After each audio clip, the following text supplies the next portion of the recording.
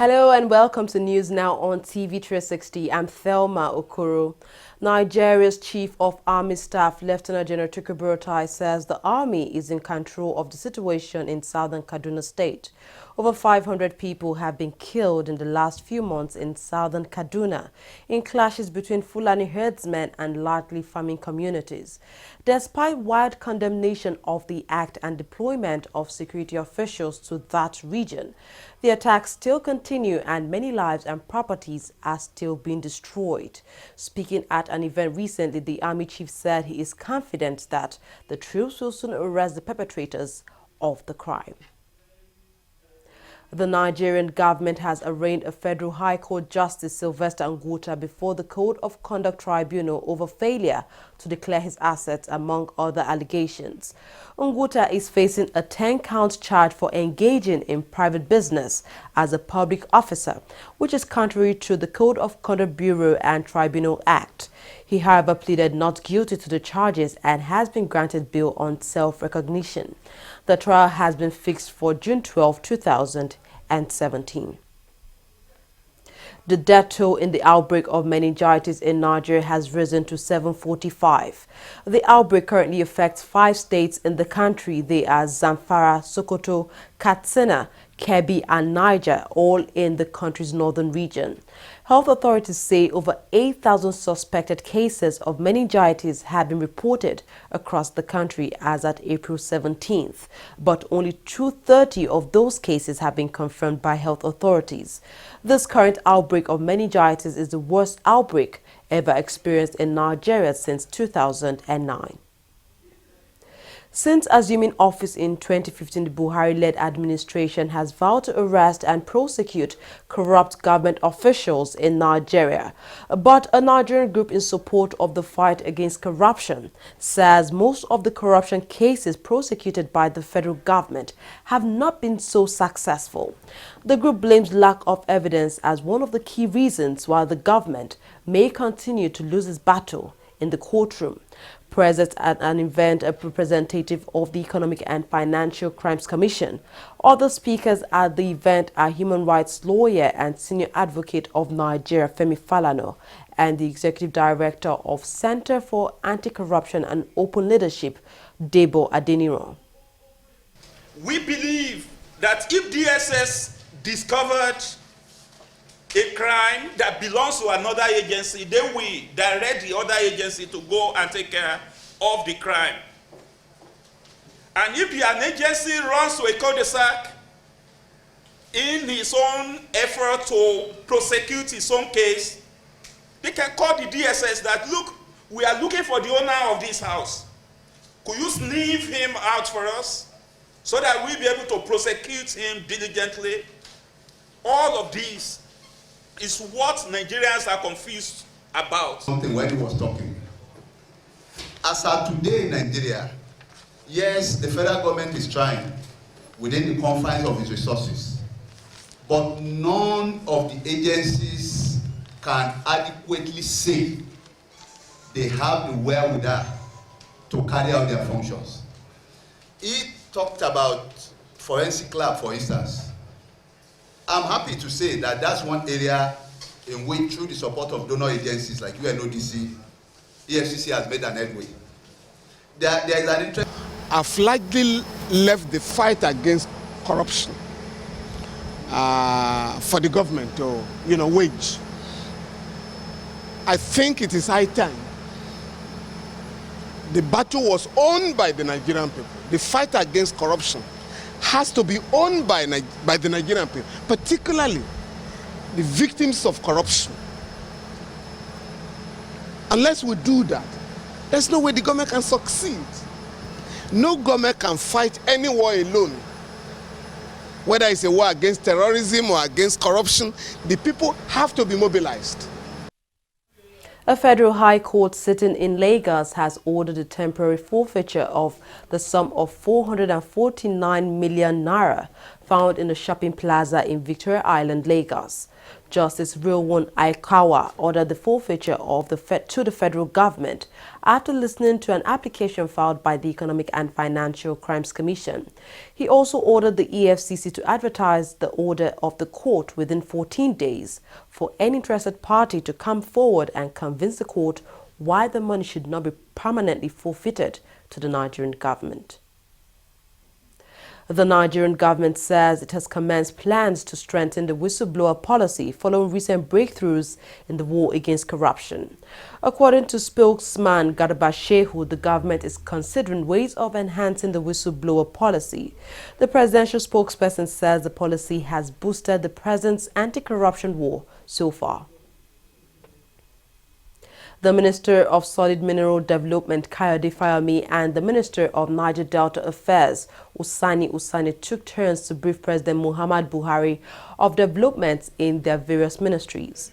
After a closed-door session with the President, the two ministers spoke to State House correspondents present in the villa. Fayemi said he briefed the President on the World Bank loan procured for the sector and the activities of illegal miners in the country. The Independent National Electoral Commission INEC has announced it will commence a continuous voter registration on April 27 across 774 local councils of the Federation. The body's chairman, Mahmoud Yakubu, says the window will be open for anyone above 18 who wants to register. The exercise will be conducted nationwide and lost voters' card can also be retrieved during the exercise. In the exercise, we shall soon commence.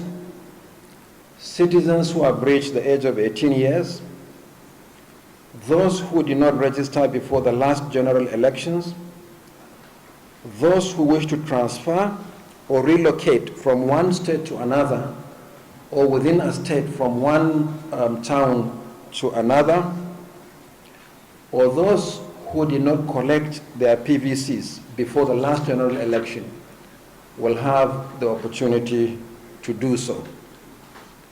Similarly, internally displaced persons who were not registered before the 2015 elections will have an opportunity to do so.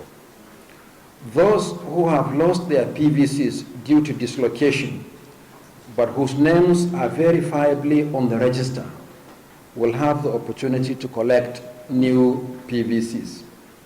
And depending on numbers, consideration will be given to long-term displaced persons still living in IDP camps nationwide or resettlement centers, be they in the northeast or the Bakassi Peninsula or anywhere else nationwide.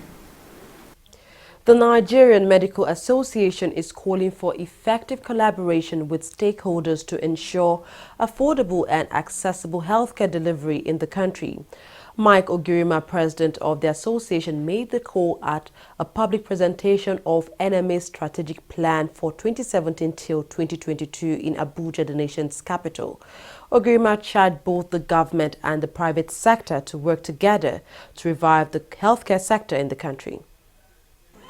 The Nigerian healthcare delivery system has for long been a source of concern because of the depth of facilities and scarcity of manpower occasioned by brain drain.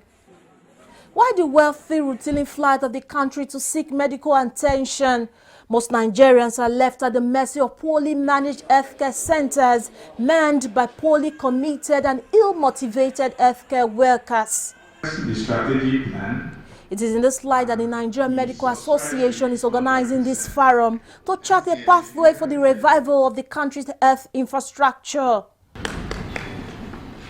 Presenting what he called the NMA Strategic Plan 2017 to 2022, President of the association, Mike Ogirima, said 70% of this disease burden in Nigeria is domiciled at the primary healthcare level and rural areas, where most of the country's population resides. Of immediate concern to NMA is improving the healthcare delivery at the primary healthcare level and in the rural areas. NMA notes that 70% of our disease burden in Nigeria is domiciled at the primary healthcare centers and rural areas where most of our population resides. We also note that whereas the rural dwellers harbor more disease burdens, they are the least empowered to tackle this unfortunate endowment. Other speakers criticized healthcare professionals in the country, saying they are not doing enough to address Nigerians' healthcare challenges. If the health sector in Nigeria is performing effectively and efficiently, we won't be here. If the health sector in Nigeria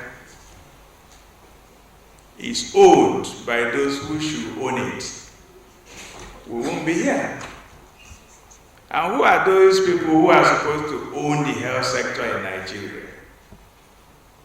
It's basically the people we surrendered our rights to governance. But it is failing. The INEC started in 1952, even though it was a branch of the BMA, British National Association. It is very important that we realize that from that date, from inception, the INEC has been driving and striving for quality and a national health system. While noting that the NMA has a crucial role to play in ensuring a world-class healthcare system, the speaker said the strategy of strengthening of the NMA will go a long way to revive the sector. They also advised the government to take a closer look at healthcare delivery system and address the issues squarely. Flourish Alonge, TV360, Lagos. The Lagos state government says it's committed to the efforts of the Nigerian army to curb the increasing cases of human rights abuses. Addressing journalists in Alausa, Ikeja, southwest of Nigeria, Major General Ahmed Tijani Jibrin, retired, said the army was determined to address and restore the confidence of the public. Jibrin said the meeting with the governor was part of engagements of the board to carry along stakeholders on efforts made to stop rights abuses by military officials. The Nigerian Association of Industrial Pharmacists is seeking a public-private partnership to revive old pharmaceutical factories in the country. The national president of the group, Ahmed Yakasai, says only through the initiative could the huge funding required be met. He was speaking in Lagos at the association's annual national conference. Our correspondent, Abiola Ismail, has the details. The 28th National Conference of the Industrial Pharmacists in Nigeria is happening at a most critical time when the Nigerian economy is in a recession. This time, Ahmed Yakashai, the national president, led these experts who converge on Lagos to discuss the theme, growing the Nigerian pharmaceutical industry for greater economic impact.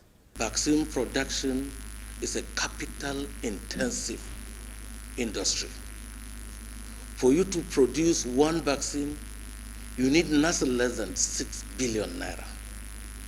And unfortunately, without the government, you cannot do it because it's a public sector driven. Patronage, 98% is by public sector, only 2% by private sector. I think the time is now for through the Federal Ministry of Health for us to sign that MOU, so that that particular company, which has a very robust background in vaccine production, can take up the facility that is wasting away and begin to turn it, so that we won't have this kind of embarrassment. You have meningitis outbreak and you have to wait for the vaccine to be imported to Nigeria. Nigerians deserve more than this. That's saving. Sam Owabunwal called on the government to create the enabling policy that will enhance the capacity utilization for the pharmaceutical companies, especially for those who are unable to source foreign exchange for their raw materials. In the area of supporting consumption in government preferential procurement, that's what we're still looking up to government to go through, to the extent of insisting that they will give preference to made in Nigerian pharmaceuticals anytime they have to do procurement for any public institution. If government can take that through, then supportive of these other investments, and however, with the overall improvement in the ease of doing business, overall improvement in the environment of our country, then pharmaceutical industry will be promoted. The guest speaker, who is also the CEO Business School Netherlands, Farmer Bale, said with high cost of production, it has made medicine expensive for the Nigerian people, far above their means, and only when there is a special interest rate for the industry operators that the price of drugs can be affordable for the common man. CBN has specialized rates for loan through the banks at a single digit, and I think the pharmaceutical industry should be treated that way, because health is wealth, and any investment government makes into the health sector, particularly pharmaceuticals, will benefit larger number of people, and it's a healthy person that can contribute to can make economic impact by contributing to GDP growth in the country. The two-day national conference also calls for a deeper reflection on how Nigeria would build and develop a pharmaceutical industry that is increasingly less import-dependent and flexible enough to absorb the shock of foreign exchange volatility, which is inevitable in the boom and bust of the global economic cycle. Abiola Ismail, TV360 Lagos.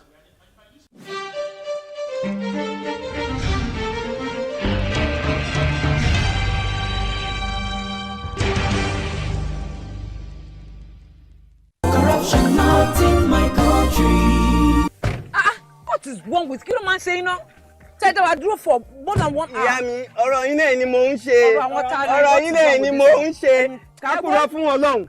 Ká satisfy yín níbi ọ̀rọ̀ yín náà ni mò ń ṣe. Ẹ wọ́n jẹ́ ká lọ jàre ká kúrò níbí báyìí. Ẹ jọ̀ọ́ ẹ má bínú. Hello ọ̀gá, màá dọ́dọ̀ yín lẹ́sẹ̀ yín. I'm assure you 5 minutes màá dọ́dọ̀ yín ẹ gbà bẹ́ẹ̀. You are deceiving another customer just like you deceived us. The same way he deceived us. Eh? Why? Ètò ni iṣẹ́ yìí. Bó o bá kúrò ò lè jẹun, ò lè jẹun. Bó o bá kúrò ò lè jẹun ìyá mi. Bó o bá kúrò ò lè jẹun.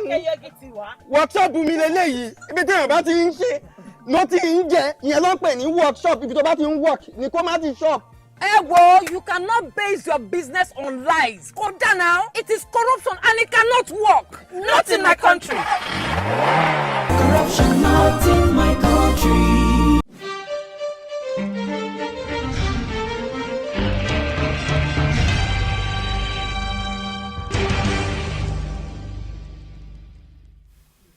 Welcome back. It's now time for business news with Fidelia. Thank you, Thelma. The Central Bank of Nigeria has pumped a total of $380 million within 2 days into the foreign exchange market in a bid to further strengthen the naira. The first payment of $280 million was released on Tuesday and on Wednesday. The bank then offered an additional $100 million to authorize dealers to meet the 7 to 15-day forward requests of customers. Meanwhile, the naira firmed 1.27% to $3.95 per dollar on the black market on Thursday. On the official market, the currency was quoted at $3.06. CBN has been intervening on the official market to try to narrow the country's spread with the black market rate, which was $5.20 to the dollar in February, after it devalued the naira for retail customers to $3.75 in February. Now, the February's partial devaluation effectively created multiple exchange rates in Africa's biggest economy. A Howard University professor, Joseph Fortunak, says he believes Nigerian manufacturers have the potential to produce and capture the West African pharmaceutical market if they use natural resources that could be found in the country. Fortunak is not the only one who believes this, as another expert says African pharmacists need to appreciate the importance of raw materials in the country. To combine that with the indigenous knowledge and the talents of the Nigerian people to do better than the global pharmaceutical industry is doing. We now have opportunities to partner with external companies and with other countries in order to build the manufacturing base in Africa so that talented people in Nigeria can change this custom, and so that Nigeria will make all of its own medicines and gain control of managing the health of its population. And this is the reason that we're meeting here today. This is a very important move. You know, I think it's very important for Nigeria to move up from the imports and rather go into local production, because I think it really helps the local manufacturing and the local industry. So I think that's a very important step here. I really believe that that Africa can actually move up, because we have seen it also in other regions of the world where there was also a large amount of importation of finished pharmaceutical products, and so I really believe that it will be possible here also for Africa to do that. I know it's sometimes it's a long way and it's not so easy, but still I believe it's definitely possible. Yes. Oil prices regained some ground on Thursday after steep losses in the previous session, as leading Gulf oil producers signaled a likely extension of OPEC-led supply cuts beyond the middle of the year.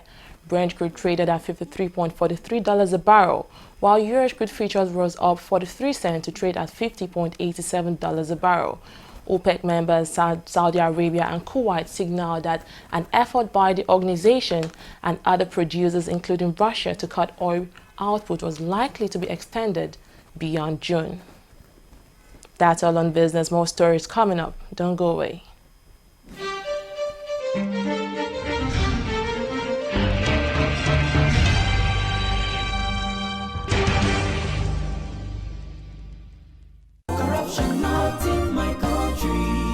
Mr. John! Mr. John! What is it now? What is it now? Please turn down the volume of your music. It's too loud. And how is that your business? It is disturbing me. I can't sleep. And the same way you are disturbing my right to good music and where I enjoy it. Eh? What's wrong with you? Is any other person complaining? Maybe we thought that you have lost your mind. Are you having a party? I'm just respecting you, sir. You remember I've paid my husband too. You will not understand why we are complaining, because you do not care about other people except yourself. Look, the transformation we need in this country begins in this compound. Yes, now. From you and I. This your selfishness is an offshoot of corruption. And corruption not in my country. Oh, you know, go to your bank. Go. Corruption not in my country.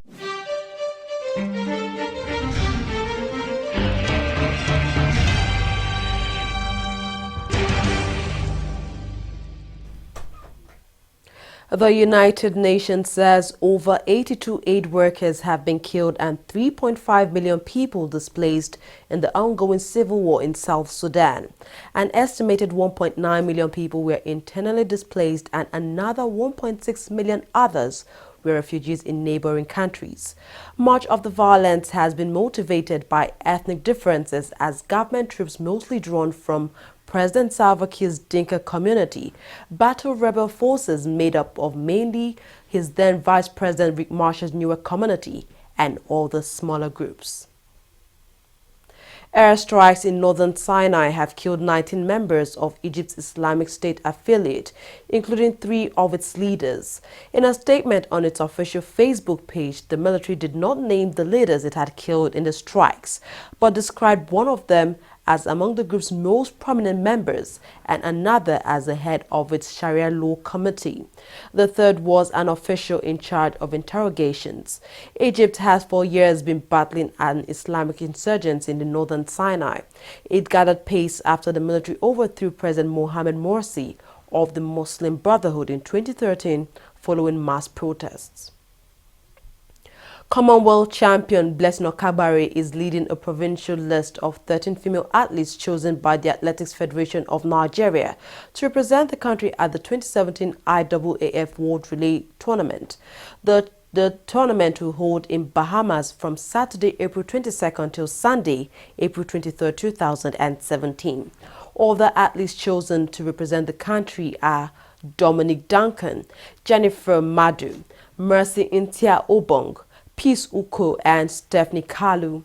Others are Patience Okon George, Praise Idamadudu, Folashade Abugon, Jennifer Adobe, Margaret Bamoshe and Omola Omotosho, as well as Ugonna Ndu. Senegalese international Sadio Mane is the only African in the 2017 Premier League PFA Team of the Year. The Senegalese is in a strong team which includes the likes of Chelsea's Eden Hazard and N'Golo Kante, as well as Manchester United's David De Gea, Tottenham's Harry Kane and Everton's Romelu Lukaku. Others in the squad are Dele Alli, Danny Rose and Kyle Walker, with Chelsea duo Gary Cahill and David Luiz forming the centre-back partnership. Serena Williams says she will miss the rest of the 2017 World Tournament season after announcing she was pregnant. The announcement comes just 12 weeks after winning a record 23rd Grand Slam singles title. The world number 2, who has not appeared at any event since winning the 2017 Australian Open. Her spokesperson says Serena Williams is due to give birth in the autumn season. Serena and Reddit co-founder Alexis Ohanian got engaged in December last year. Well, that's it on News Now. Thank you very much for watching. I'm Thelma Okoro.